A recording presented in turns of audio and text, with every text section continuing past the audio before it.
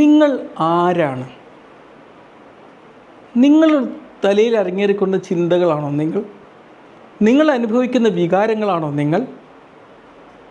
അല്ലെങ്കിൽ ഇവയൊക്കെ നോക്കിക്കാണുന്ന ഒരാളാണോ നിങ്ങൾ? ശരിക്കും അവസാനത്തതല്ലേ? ആക്സെപ്റ്റൻ്റ് ആൻഡ് കമ്മിറ്റ്മെൻറ്റ് തെറമ ഇപ്രകാരം 2 തരം സെൽഫുണ്ട്.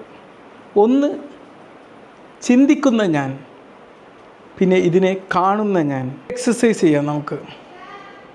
നിങ്ങളെ ഒരു ആകാശമായി കാണാം. നിങ്ങൾ അനുഭവിക്കുന്ന ചിന്തകളും വികാരങ്ങളും അതിനെ മേഘങ്ങളായി കാണാം. അവിടെ മേഘങ്ങൾ ഇങ്ങനെ മാറിക്കൊണ്ടിരിക്കും, പക്ഷേ ആകാശം മാറില്ല. അടുത്തതായിട്ട് നിങ്ങൾ ചെയ്യേണ്ട ഒരു എക്സസൈസ്, ഒന്ന് കണ്ണടക്കുക. നിങ്ങളിപ്പോൾ ചിന്തിക്കുന്ന ഒരു ചിന്തയിലേക്ക് ശ്രദ്ധയെ കൊണ്ടുപോകുക. എന്നൊരു സ്വയം ചോദിക്കുക, ഈ ചിന്ത ഇത് ആരാണ് കാണുന്നത്?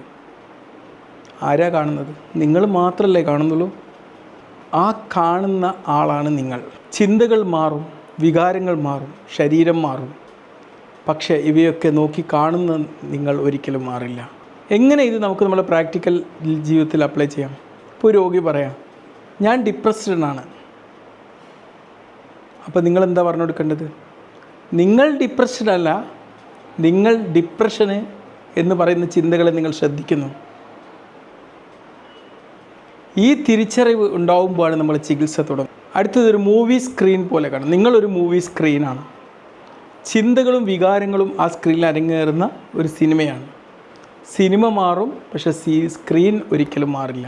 ആക്ട് എന്ന് പറഞ്ഞു കഴിഞ്ഞാൽ അത് ചിന്തകളെ ഒഴിവാക്കലല്ല, യഥാർത്ഥത്തിൽ നിന്ന് രക്ഷപ്പെടലുമല്ല, കാര്യങ്ങളെ വ്യക്തമായി കാണലാണ്. ചിന്തകൾ എന്ന് പറഞ്ഞാൽ ഒരു വാട്സപ്പ് മെസ്സേജ് പോലെയാണ്. നിങ്ങൾ ചിന്തകളാകേണ്ടതില്ല, അത് വായിച്ചിട്ട് ഇങ്ങനെ കടന്നു പോകാം.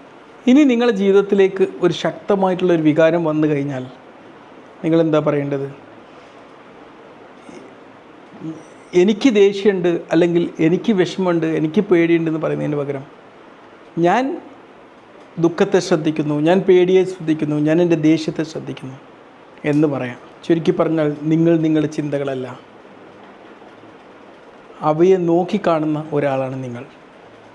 ഇന്ന് നിങ്ങൾ എന്ത് ചെയ്യുക? നിങ്ങളെ ചിന്തകളെ ശ്രദ്ധിക്കുക, ഒരിക്കലും അവയായി മാറാതിരിക്കുക.